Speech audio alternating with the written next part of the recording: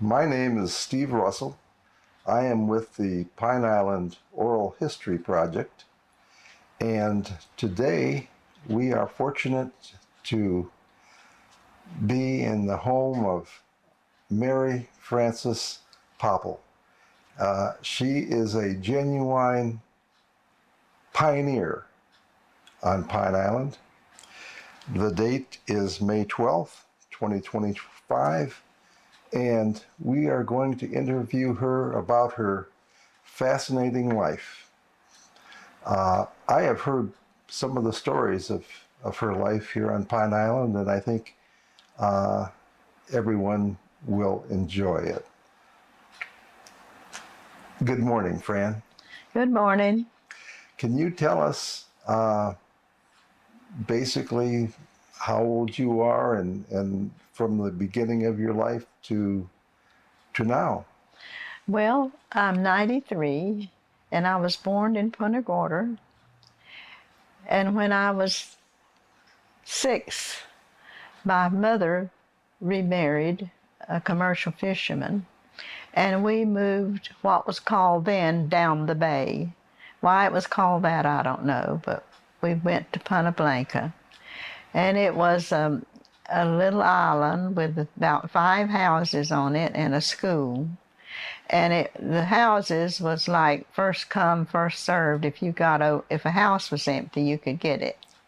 And my stepfather got a house on the island because of the school. And I had 2 smaller brothers, and he needed for me to go to school. And I went to school over there until I got too old. Went through the 6th grade, and then we moved to Boca so I could continue on to school. We moved in what is now the Buttonwood, used to be the Buttonwood Cottage, which got blew down during Hurricane Helene. And that was very sad for me. Anyway, we went on the school bus all the way to Fort Myers. One little school bus took us off this island, all the kids off the island.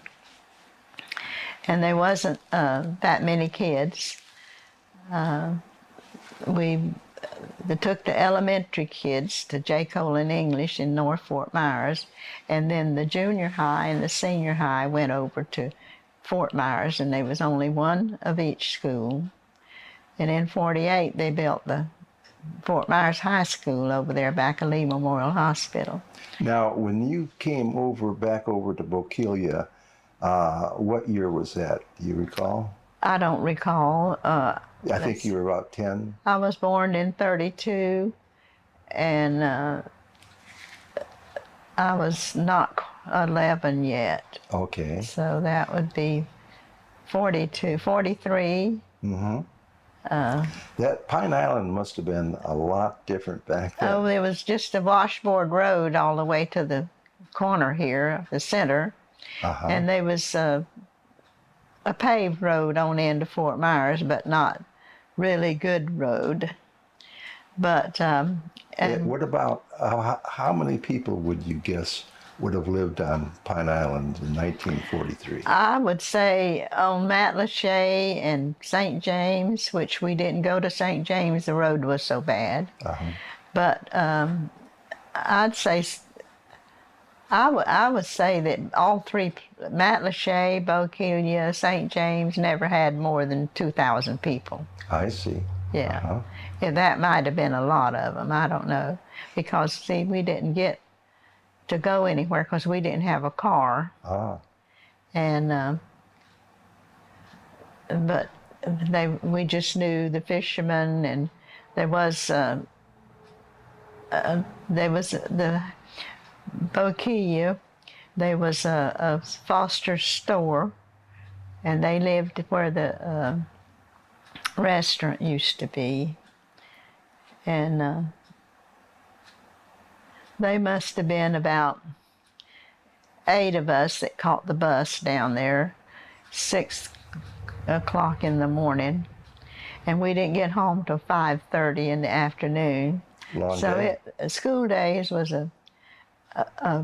long day for us. And sometime when a northerner would come in, it wasn't so fun standing out there waiting sure. for the school bus. And but Now, living conditions must have been pretty primitive. well, now we had electric, but we didn't did. have any phone. We had the electric, like the wire hung down with a light bulb on it, and the minimum was $2.60 some. And my stepfather didn't want us listening to the radio because it might make the light bill go up. But when he would go out fishing, we would listen to it anyway. We listened to Ma Perkins.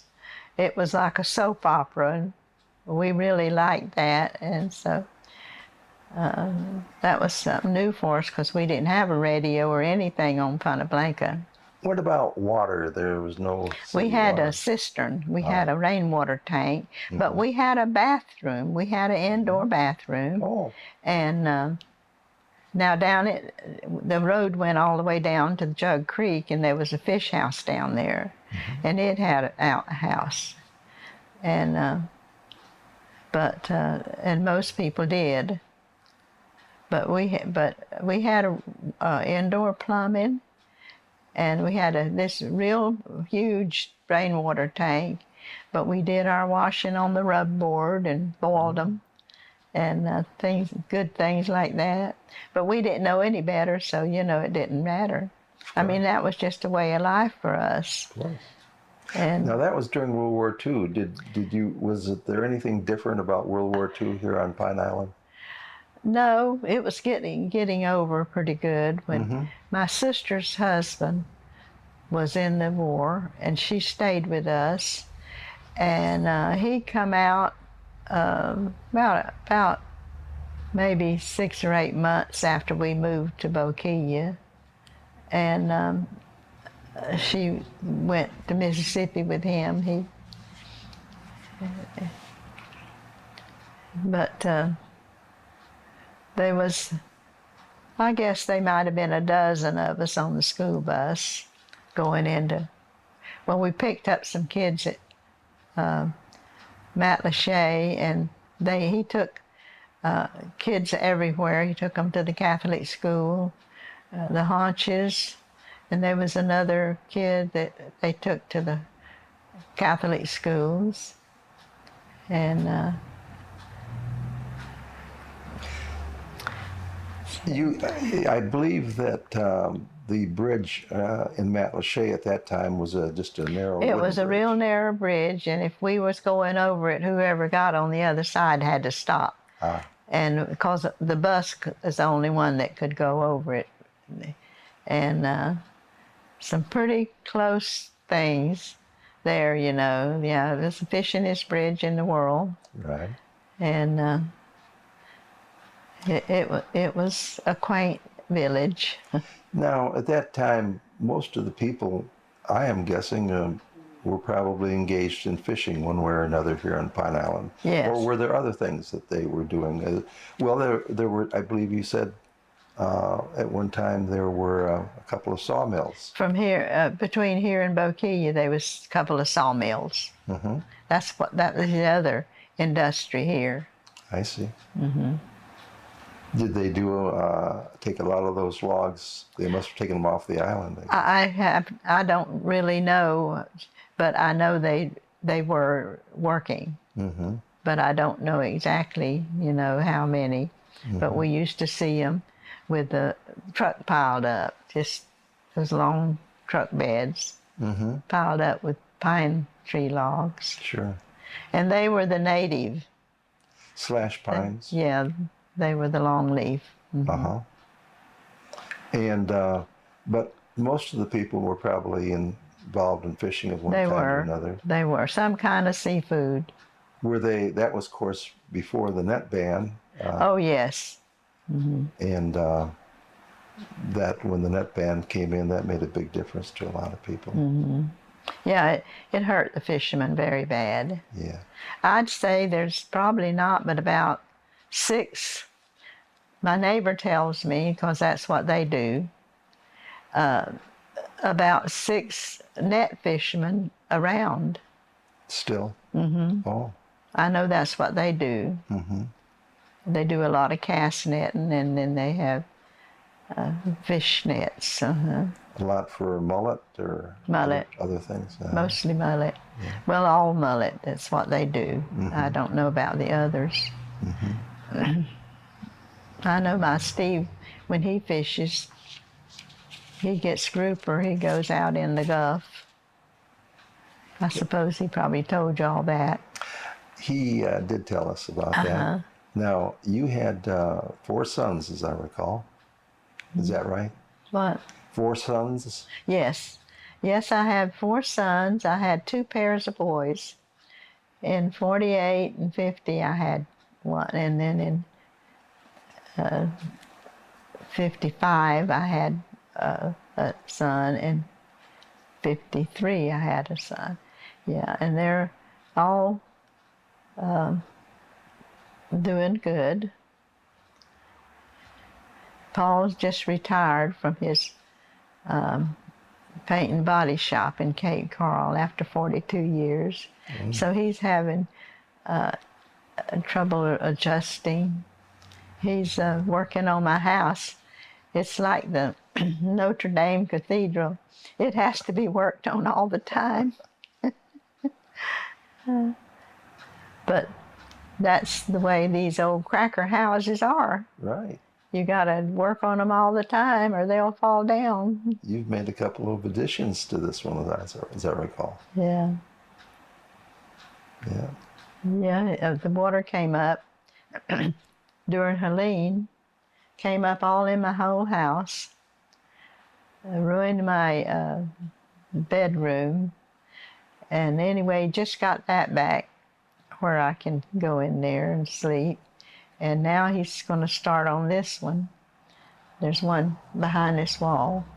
But anyway, I'm just thankful for what I have, what I do have, and what I can do.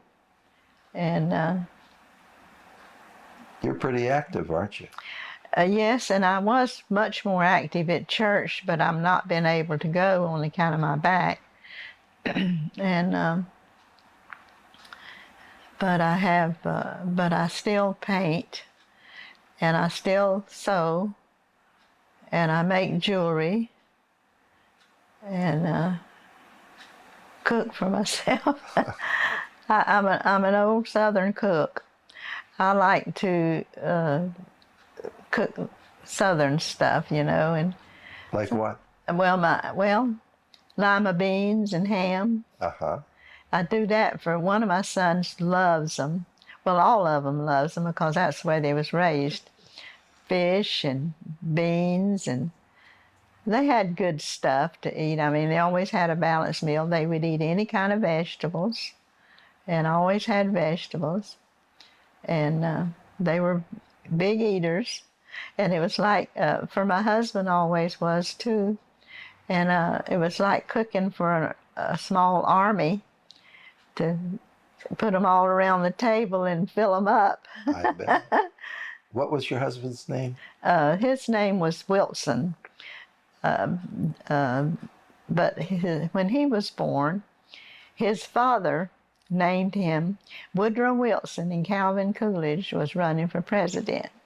And so he named him Wilson Coolidge.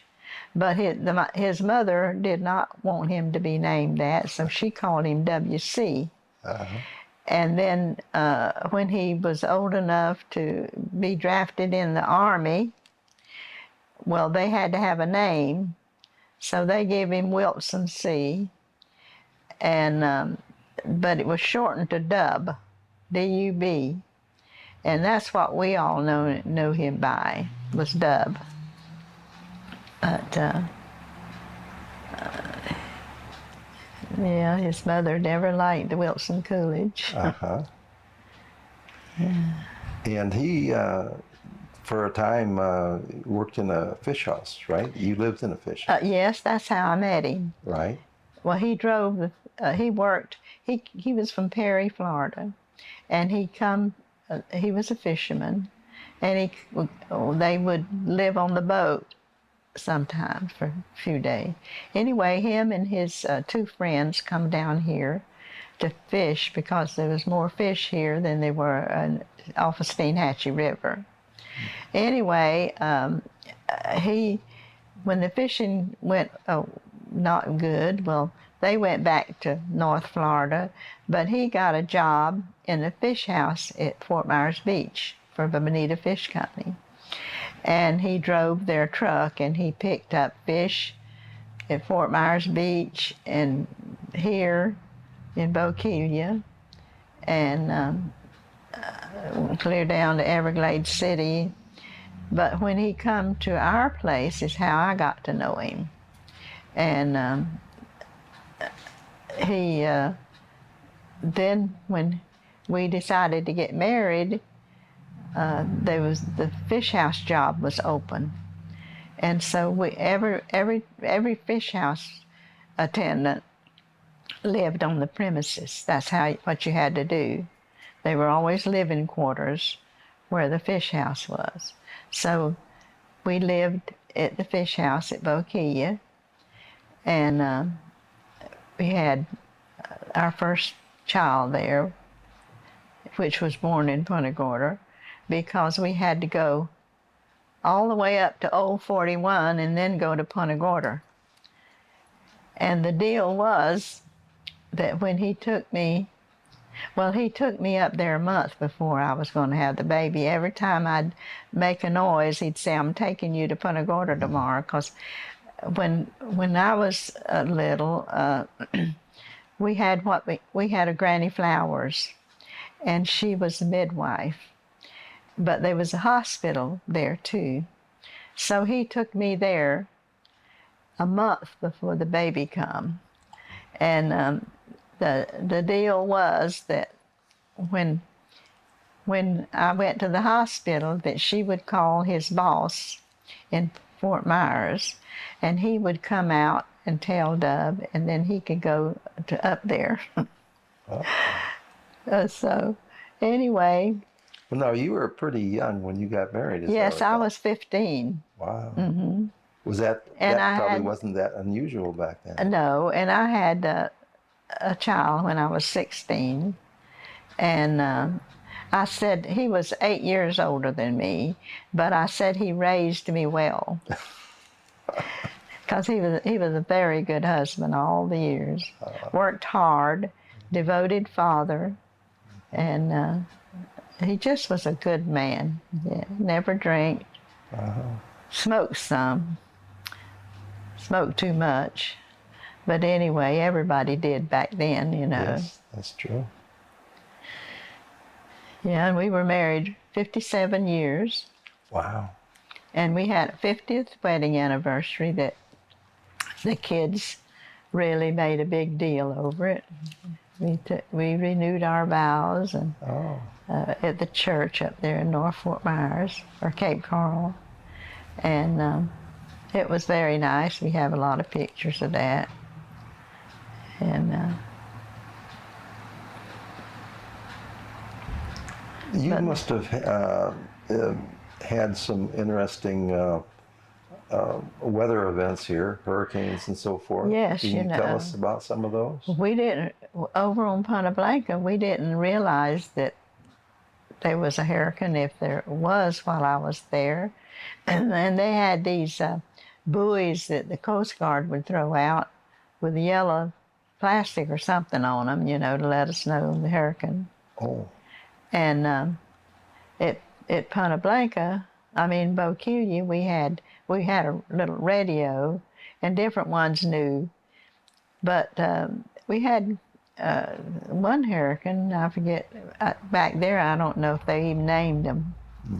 But I can remember looking out of the Buttonwood cottage and seeing a coconut tree there by the road, which was gravel. Lifting, the coconut tree would go over and all the land would lift up around it. But it still come back. I guess that's why they're native and they survive. Yeah. And we had a sea grape tree that blew down, though. And so Yeah, it was quite interesting. I look back and I think about how the changes on Pine Island since I've been here. And there was nothing but the four-way stop. And now there's businesses on every corner. Mm-hmm. And when do you remember the tourists first started coming? I think it was when everybody started getting cars. I don't rightly remember at the year, but they had the fire station. And then I think they had something where the hardware is now. I believe that was the Circle K or something like that, but they moved it across the street. Mm-hmm. And then the one on the other corner that used to be the restaurant, and we call it, somebody built that, and we called it the Roundhouse because it was round and it just had a roof and some pillars. And so then they walled it in and made a honky-tonk out of it, and that didn't work. All they done was fight and drink. And then Mr. Parker had a hardware store there, and that was a good while, you know. It lasted very well, and he had a little post office in there. It was very nice. But the cabins behind it was made to rent, and that didn't go over so big, so they started doing little businesses in them, and they've done that ever since. Mm-hmm. Yeah. So. Now, there weren't any mosquitoes here on Pine Island back then, were there? Yes, there was. A lot of mosquitoes and those no-see-ums. Yeah. Oh, they were bad. What did you do for mosquitoes? Well, we had only one spray that there was, insecticide that you sprayed out of an old spray gun by hand. Sure. And we sprayed the screens, and that kept them from coming in and letting us sleep. But the mosquitoes, I guess we were immune to them. On Punta Blanca, we would go out in the boat and pull those tags of what we call coon oysters because they grew on the mangrove roots, and the coons could get them and eat them. But they were little, and they never made us sick. They were good things. And we would roast them about sundown. All us kids get together, which was about 6, and roast them, and that was a fun time. We didn't have too many. We didn't have hardly any outings, you know, over there. We just made our own. We played baseball a lot at school. Yeah. And the teacher, we would, she went to the outhouse. We set the clock back, and we'd be playing ball about an hour before the school boat come and got the rest of the kids. We lived on that. And she had to know. But I think she was glad to get rid of us out of the schoolroom, because she went on the school boat too, because she lived at, one of our teachers lived at USEPA. It wasn't running then, and she had a room over there, her and her family. But anyhow, it was kids, they do the darndest things. They do. But anyway, getting back to Bokeelia, it was quite a life that I grew up watching everything get bigger and bigger, and more people come, and I've just watched it get that way. And It's been a good life, an And, adventurous life, you know. I've seen a lot of things, and like I said, I worked at Boca Grande for 21 years, but a wealthy lady, and that was a lot of adventure. I met a lot of very famous people. like who? Well, I met Katharine Hepburn. She come to swim in our pool, and the Bissell vacuum cleaner people, and I used, when Miss Flatus was gone, I did ironed some shirts for let's see, this guy, Fletcher Organ. He invented Fletcher Organ, the Fletchers, and I worked for them a little bit because she would be gone. And then when I first started working for her, she was only over there 6 months of the year, and the rest of the time she went to Canada to salmon fish. Her and her friend, they toured, and then they went to the Kentucky Derby. She had a place there where she could go, and it was quite an adventure working for her too, all these years. It took me an hour and a half to go over there, an hour and a half to come back. When I first started working, when she was over there, I lived in for 5 days, and then I come home for the weekend. You were telling me a story earlier about scallops down on Maria. Yeah, about the, How you catch them. oh, one of my school teachers on Punta Blanca lived on Scallop Drive. And her uncle was Joe Selick, Harry's daddy, that run the school boat. And on Friday evening, he would bring her home and take her back on Monday morning when he went to pick up the kids. And a few times, she brought me with her. And I just loved that because I did not like to be on that island. And I was about 10 then, you know, just before we moved to Boquilla. But we would go down to the water and we would pick up all the scallops we wanted to eat with our toes. Wow. And you could see the water was real clear, you know, and it was a fun thing to do. Yeah. Of course. We'd have our little basket of scallops. I'm going to get into your art career soon here, but there are a few other questions I had before I do that. What would be your favorite memories of the early days on Pine Island, would you say? Well,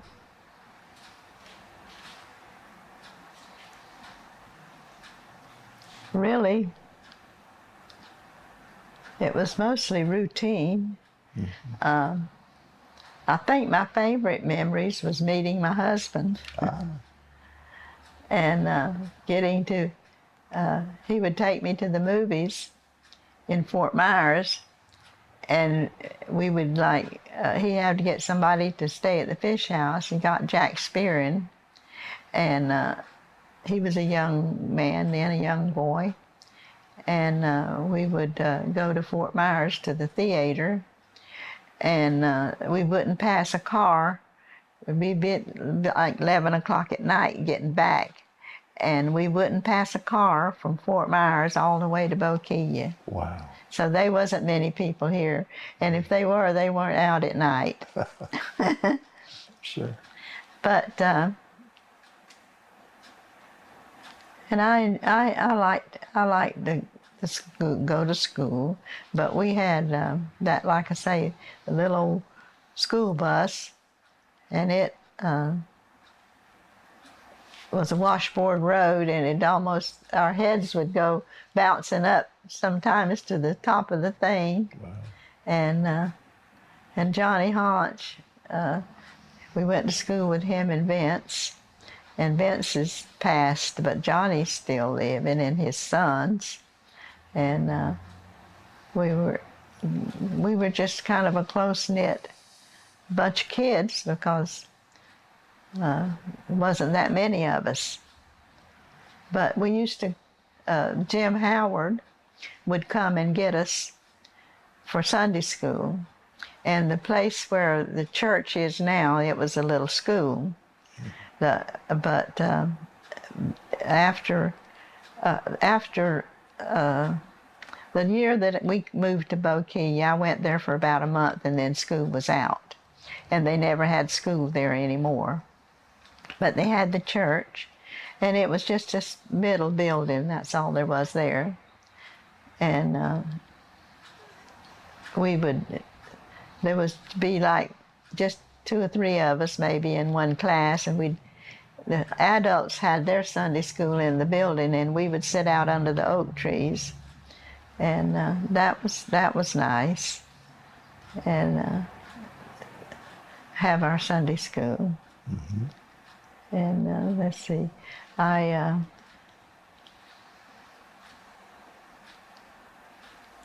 but I just everything it was just getting grown. Sure. You know, just getting married and having children. We had one son here, and then we moved back to where he came from. And everything was real hard times then. They promised him a job, but when he got up there, didn't have a job. The partners decided they couldn't afford another help. And so we stayed with his sister, and then the actual owner said he said yes, that after he had already moved up there and everything, that he would give him a job, $25 a week. And that was pretty big money back then, you know, it was good. And that was let's see, 1951.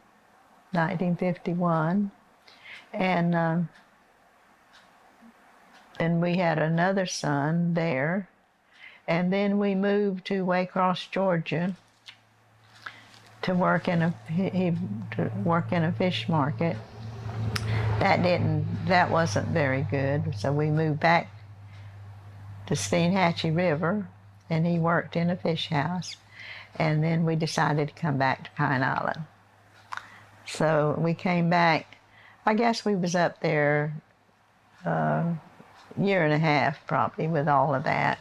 But we were glad to get back to Pine Island. We lived in Matlacha. There where the Blue Dog is now was 2 little cottages, and we lived in one of them. And then we lived at Boquete, we rented. And my husband said if he ever got a house of his own, he would never move. And so we were taking a friend of ours to Tampa. Back then they didn't have any specialists in Fort Myers. If you needed a specialist, you had to go to Tampa. And so he had a surgery on his cancer of the throat, I think. But anyway, we took him, and on the way back, there was a model home in Sarasota, a Jen Walter house. And they would build your house, and you could make payments on it. And so we stopped there, and we purchased a house, 20 by 26. It was just this middle here. Mm-hmm. And we got a house, and that was in 1953. And we've been here all these years. We never moved. That must have been kind of exciting, getting your first home. Must have been very exciting getting your first home. And see, we had to wait. We were the second Jim Walter house ever built in Lee County. Oh. We had to wait for them to build one in Olga before that we could get ours. Uh-huh. And then 10 years later, we built this one here, the same company, for my mom. She was over in Palm Beach, West Palm Beach, and my sisters took care of her, looked out kind of for her, and they both passed away, so she moved over here to be near me. And so we've had quite an adventure living here. We had 2 more boys, and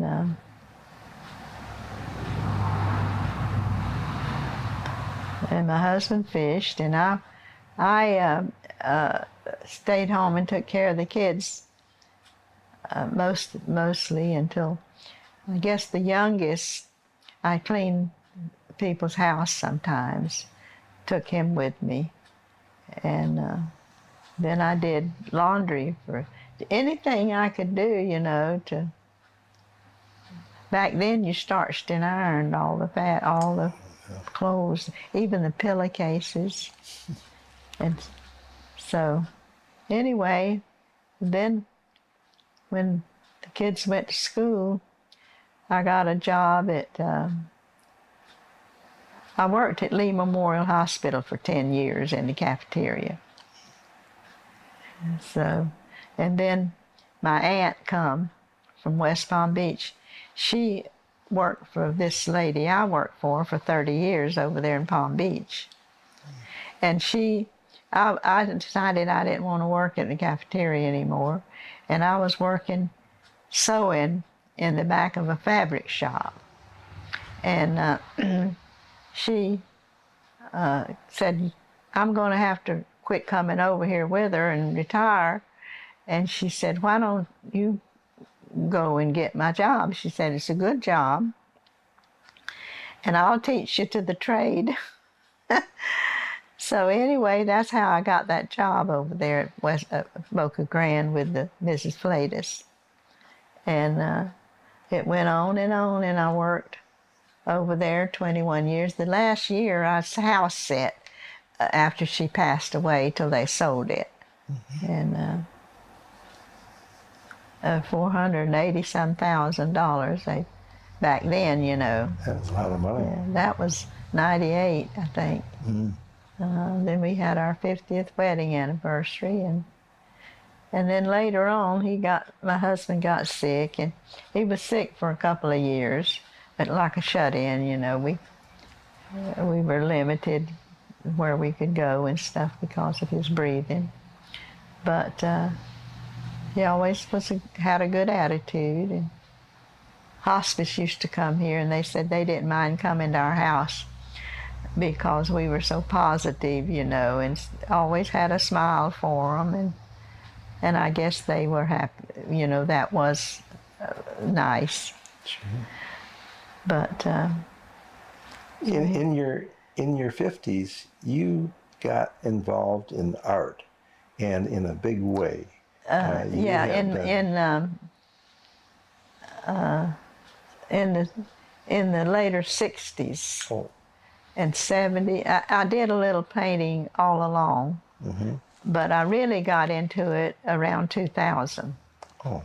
When I would go to the conventions and all that, and things like that. And then I took classes, were all over everywhere, you know. We had a club, the Decorative Artists of Southwest Florida. I belonged to that. I'm a lifetime member of that. And I just got a card from them wishing me well, get well. And so, and then you took some classes, a number of classes. Yes, I did. And when we would go to the convention, it would be a week, and we was able to take lessons from the national artist. And we got, you know, well-known artists would teach us. And you could select before you went which ones you wanted. But we went to Nashville twice. We went to Opryland. That was where we'd have the convention. And we just had a good time everywhere we went. I went to Ohio one time, and that was my first time to fly. And I didn't know whether I was going to fly or not. But there was three of us, and one of them was one of my teachers for a long, long time.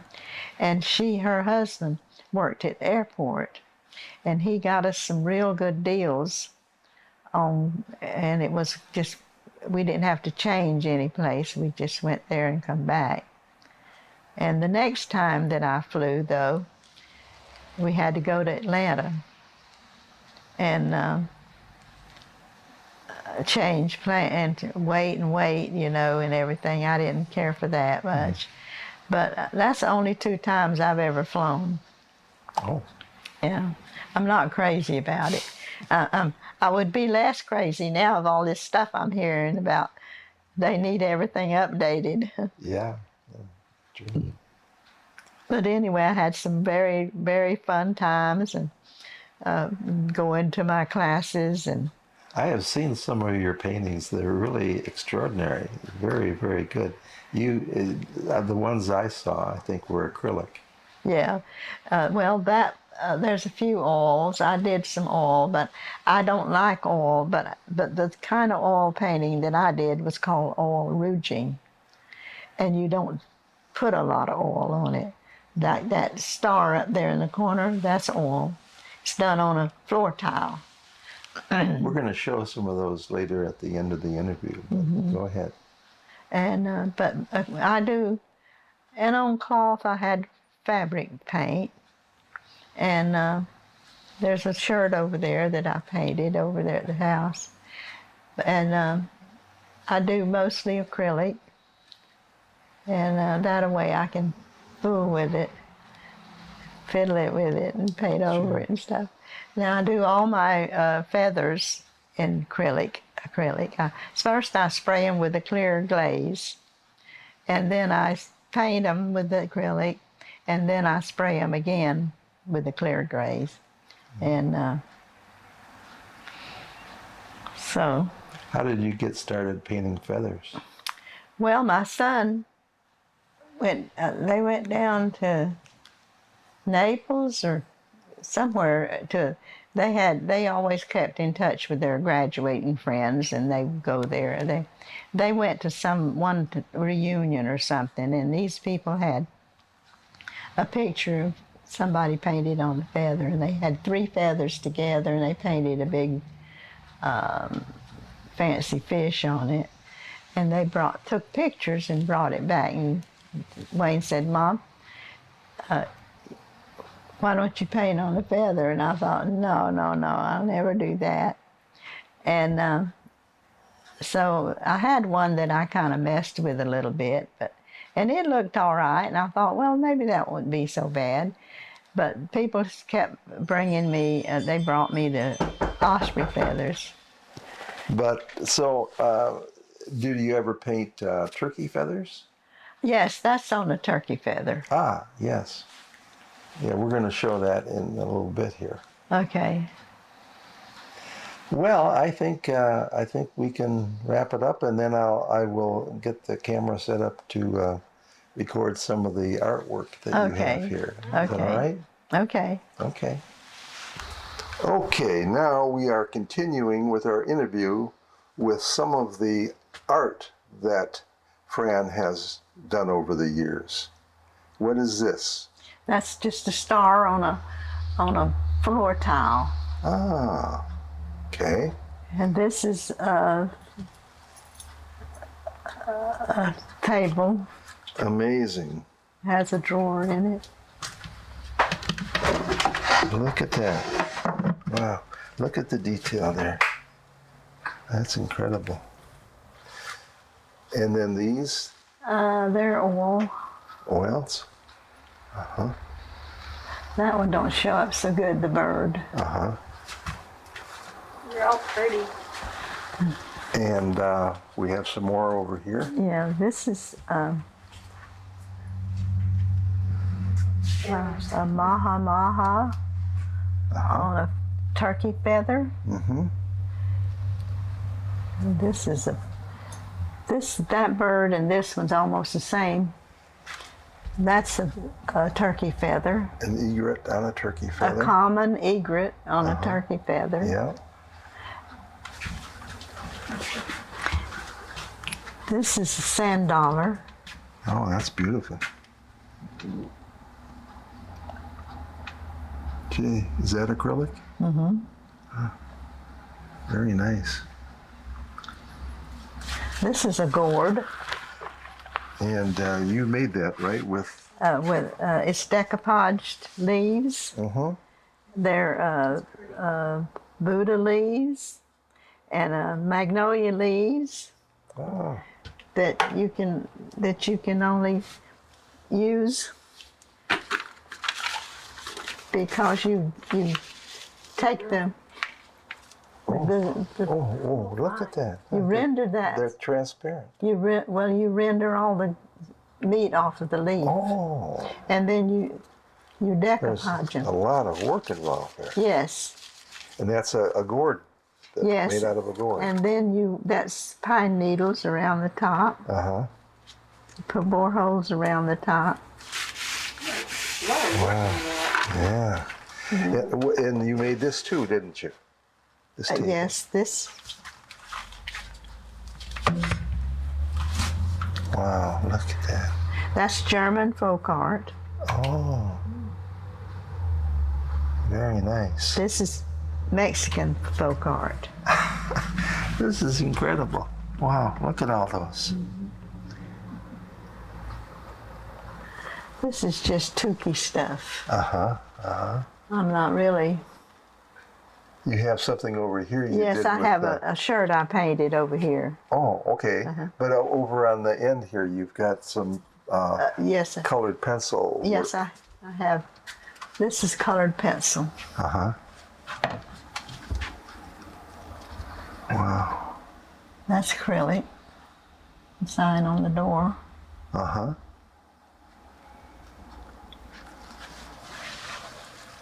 And I believe you're going to take me over and show some of the sewing you've done. Yes. Right? Yes. Okay.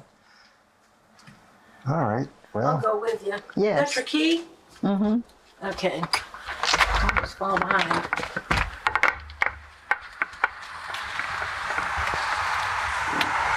watch your step there. Oh yes. It's slick.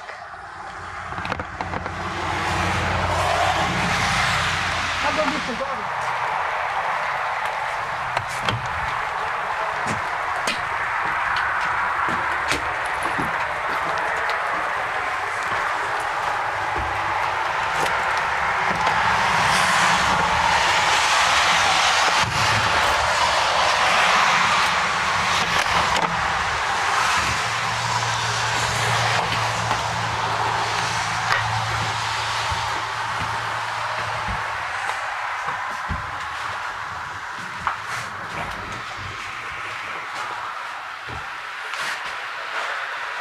Oh, look at that.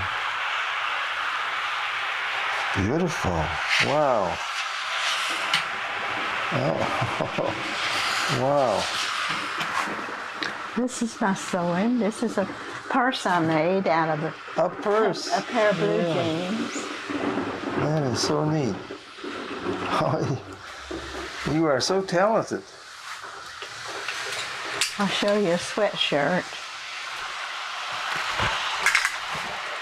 This is a sweatshirt that I make. Wow. Cut it off, cut Wow. it up. Oh, gee whiz. That's incredible. And are those for you, or do you give them away? I sell them. Oh, okay.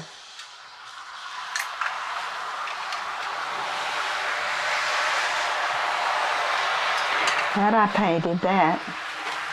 That's acrylic. Uh-huh.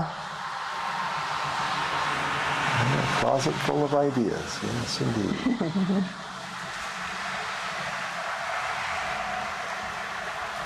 Anything else? There's a hibiscus. Is that acrylic? Uh-huh. Very nice. Beautiful.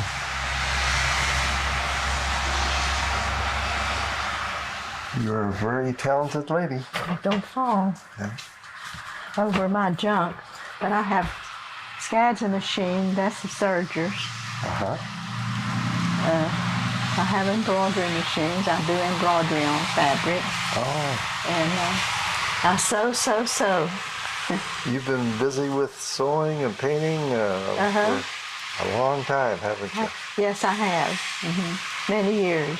Yeah, And I don't know it exactly, but I know it's been many years. yeah. And I've enjoyed every bit of it. That's great. And, Isn't that nice? And I have fabric. See all these bins of fabric? Oh, yeah. Sure. Now, I didn't do those paintings hanging up there. My friend done them for me. Okay. Uh-huh. Well, I think we'll wrap it up. I want to thank you so much for your time today and sharing your life and your experiences and your talent with the people of Pine Island and beyond. Thank you so much, Fran. You're welcome. I enjoyed it. Thank you.